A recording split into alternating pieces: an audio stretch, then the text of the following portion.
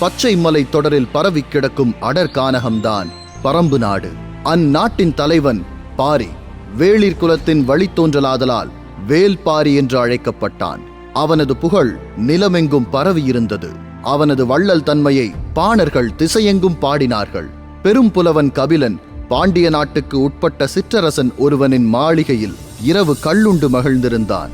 அப்பொழுது அவ்வரசன் சொல்கிறான், எல்லா அரசர்களிடமும் பரிசில் பெற்று திரும்பும் பாணர்கள் பாரியிடம் மட்டும்தான் கருணையை பெற்று திரும்புகின்றனர்.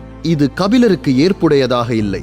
பாரி விருந்தினரை நிர்வகிப்பதில் சிறந்தவனாக இருக்கலாம், ஆனால் வள்ளல் தன்மை என்பது நிர்வாக திறமையல்ல. அது குழந்தையின் குரல் கேட்ட கணத்தில் பால் கசியும் தாயின் மார்பை போன்றது என்று வாதாடுகிறார்.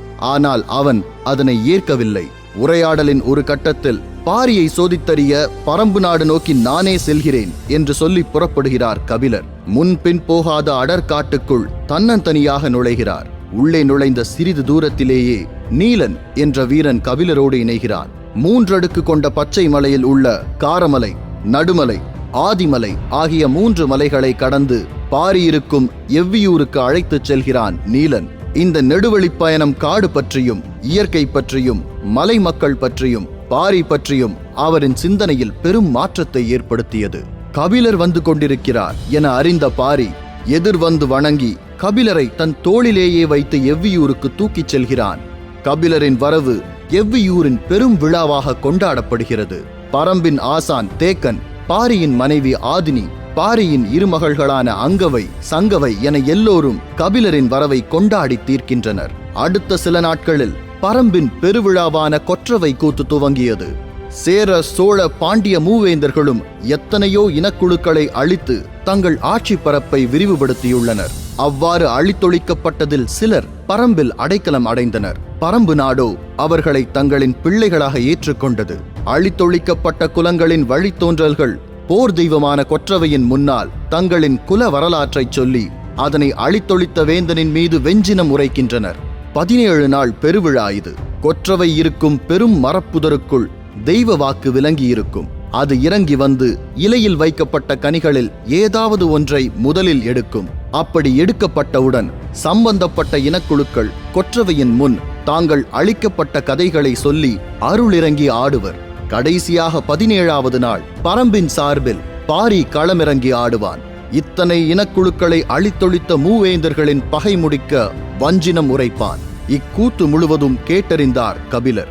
பரம்பென்பது தனித்த இடமல்ல, வஞ்சிக்கப்பட்ட குலங்கள் அனைத்துக்குமான வாழ்விடம் என்பதும் பரம்பின் குணமே அரவணைப்பதும் அன்பு செலுத்துவதுமாக இருக்கிறதென்பதும் கபிலர் உணர்ந்தார். இதே காலத்தில் பாண்டிய பெருவேந்தன் குலசேகர பாண்டியன் மகன் பொதிய வெப்பனுக்கு திருமண ஏற்பாடுகள் துவங்கியது.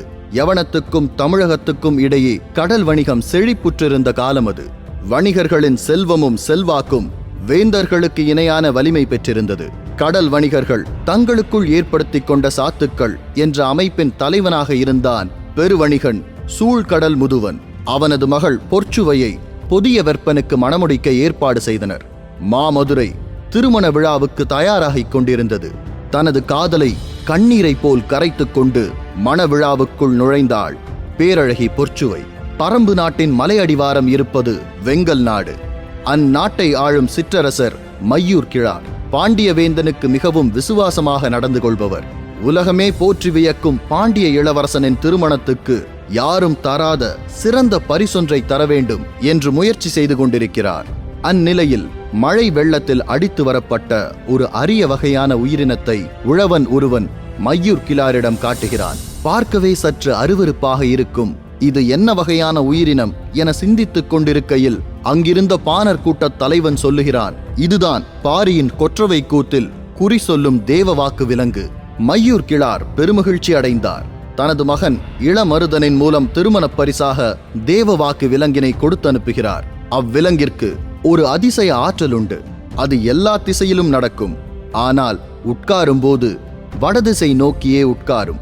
இவ்வரிய ஆற்றலை கண்டறிந்து பேரரசுக்கு தெரிவிக்கின்றனர். தேவாங்கின் அரிய ஆற்றல் கண்டு பேரரசர் திகைத்து போனார். குறிப்பாக கடல் பயணத்தில் திசை அறிய முடியா சூழலில் பல கலங்களை நாம் இழந்து விடுகிறோம். இவ்விலங்கு இருந்தால் கடல் பயணத்தில் எண்ணற்ற நன்மைகள் விளையும். காற்றையும் கடலையும் ஆளும் பெருவல்லமையை இவ்விலங்கு உருவாக்கும் என்று சொல்லி பெருமகிழ்வு அடைகிறான் குலசேகர பாண்டியன். இவ்விலங்கினை பெறுவதற்கான வழிமுறைகளை பற்றி யோசிக்கின்றனர். பரம்பின் இலைத்தளைகளை கூட எடுத்துச் செல்ல பாரி அனுமதிக்க மாட்டான். அப்படி இருக்க தேவவாக்கு விலங்கை எப்படி தருவான்? எனவே மாற்று வழியை கண்டறிந்தனர். ஏற்கனவே அடிமை கொள்ளப்பட்ட திரையர் குலத்தை சேர்ந்தவர்கள் மூலம் அவ்விலங்கை கவர்ந்து வர திட்டம் தீட்டப்பட்டது. அடற்காடுகளை தங்களின் வாழ்விடமாக கொண்ட திரையர்கள் மூலம் வகுக்கப்பட்ட திட்டம் தோல்வியடைந்தது. அம்முயற்சியின் இறுதியில் பாண்டிய நாட்டின் பெரும் துறைமுகமான வைப்பூர் துறைமுகம் தீக்கிரையானது. குலசேகர பாண்டியன் கடும் கோபமுற்றான். பாரியின் புகழும் பரம்பு மலையின் செழிப்பும் எப்பொழுதும் அவனது கண்களை உறுத்தியது. அத்துடன் தேவவாக்கு விலங்கும் வைப்பூர் துறைமுகம் தீக்கிரையாக்கப்பட்டனதன் காரணமும் இணைந்து கொண்டது. பரம்பின் மீது போர் தொடுப்பது என்று முடிவெடுத்தார் குலசேகர பாண்டியன். ஏற்கனவே தனது தந்தையை கொன்ற வேள்பாரியை அழித்தொழிப்பேன் என்று வஞ்சினம் உரைத்திருந்தான் சேரநாட்டு அரசன் உதியஞ்சேரல். பொருத்தமான நேரம் பார்த்து அவனது படை ஆயிமலையின் வழியாக பரம்பின் மீது போர் தொடுத்தது. ஆனால் பரம்பின் வீரர்கள் அப்படையெடுப்பினை வெற்றிகரமாக முறியடித்தார்கள். பச்சை மலை தொடரில் 14 வேளிர்களின் குளங்கள் உண்டு. அதில் ஒன்றுதான் பரம்புமலை வேளிர்கள். இந்த 14 வேளிர் குளங்களும் தங்களின் விலை மதிப்பற்ற மிக உயர்ந்த செல்வங்களை பாழி நகரில் புதைத்து வைக்கின்றனர். அந்த பாழி நகரினை பாதுகாக்கும் பொறுப்பு பரம்புமலை வேளிற்குரியது. இது காலம் காலமாய் இருந்து வரும் வழக்கம். சோழ பெருவேந்தன் செங்கனச் சோழன் பாழி நகர் செல்வத்தை எடுக்க காடர்களின் துணையோடு முயல்கிறான். வலிமை மிகுந்த யானை படையோடு எழுவனாற்றின் வழி முன்னேறும் சோழ படையை பாரியின் படை மிக எளிதாக வீழ்த்துகிறது. செங்கனச் சோழன் மயிரிழையில் உயிர் பிழைத்து வெளியேறுகிறான். இந்நிலையில்தான் பாண்டியனின் பெரும் படை பரம்பு மலையின் கிழக்கு பக்க அடிவாரம் வந்து சேர்கிறது. மதிநுட்பம் வாய்ந்த குலசேகர பாண்டியன் 2 திட்டங்களை தீட்டுகிறான். ஒன்று, பாரியுடனான போரில் தோல்வியை சந்தித்த சேரன் மற்றும் சோழனை தன்னுடன் இணைத்துக் கொள்ள வேண்டும். 2, எக்காரணம் கொண்டும் மலை மீது ஏறி பாரியுடன் போர் தொடுக்க கூடாது. மாறாக பாரியை மலையை விட்டு கீழிறங்கி வர வைக்க வேண்டும். இந்த 2 திட்டங்களையும் வெற்றிகரமாக நிறைவேற்றினான் குலசேகர பாண்டியன். யவன வணிகத்தின் பெருந்தளபதி ஹிப்பாலஸ் மூலம் சேரன் மற்றும் சோழனுடன் பேசி மூவேந்தர்களின் கூட்டுப்படையை உருவாக்குவதில் வெற்றி பெற்றான். பரம்பின் கீழ்த்திசை காவலனும் அகுதை குலத்தை சேர்ந்த பெரு வீரனுமான நீலனை நயவஞ்சகமாக தாக்குதல் நடத்தி சிறையெடுத்து வந்து விட்டான். நீலனை மீட்க பாரி பரம்பு மலையை விட்டு கீழிறங்கி வந்தே ஆக வேண்டும். இந்நிலையில் கபிலரை தூதனுப்பும் பாரி வரும் முழு நிலவு நாளுக்குள் எதிரிகளை வென்று உன்னை மீட்பேன் என்று வாக்களிக்கிறான். மலையை விட்டே கீழிறங்காத பாரியை சமதளத்தில் வைத்து சந்திக்க தயாரானது மூவேந்தர்களின் கூட்டுப்படை. போர்க்களத்துக்குரிய இடமாக தட்டியங்காடு தேர்வு செய்யப்பட்டது. கரையான்களும் ஓனான்களும் மட்டுமே வாழும் பாழ் நிலத்தில் வரலாறு காணாத போர்க்களம் தயாரானது. 200 வீரர்கள் கொண்ட சேனைக்கு ஒரு சேனை முதலி தலைமை ஏற்பார். 12 சேனை முதலிக்கு ஒரு சேனை வரையர் தலைமை தாங்குவார். இப்படி 60 சேனை வரையன்களும் 720 சேனை முதலிகளும் அவர்களுக்கு கீழ் 1,44,000 வீரர்களும் மூவேந்தர்களின் படையில் அணிவகுத்து நின்றனர். இப்பெரும் படைக்கு தலைமை தளபதியாக மகாசமந்தன் கருங்கை வாணன் நியமிக்கப்பட்டான். இவற்றில் 4 ஒரு பகுதிக்கும் குறைவான வீரர்களை கொண்டிருந்த பரம்பு படைக்கு முடியன் தலைமையேற்றான். வகுக்கப்பட்ட விதிகளின்படி போரினை வழிநடத்த நிலைமான் கோல் சொல்லிகள் நியமிக்கப்பட்டனர். மூவேந்தர்களின் தரப்பில் திசைவேளரும் பரம்பின் தரப்பில் கபிலரும் இப்பொறுப்பினை ஏற்றனர். தமிழ் நிலத்தின் வரலாறு கண்டிராத பெரும் படையோடு மூவேந்தர்களின் கூட்டுப்படை அணிவகுத்துள்ளது. அதனை எதிர்கொண்டு வீரம் மிக்க தாக்குதலை நடத்தி கொண்டிருக்கிறது பாரியின் பரம்பின் படை. தட்டியங்காட்டில் வெற்றியை நிலைநிறுத்தப் போவது யார்?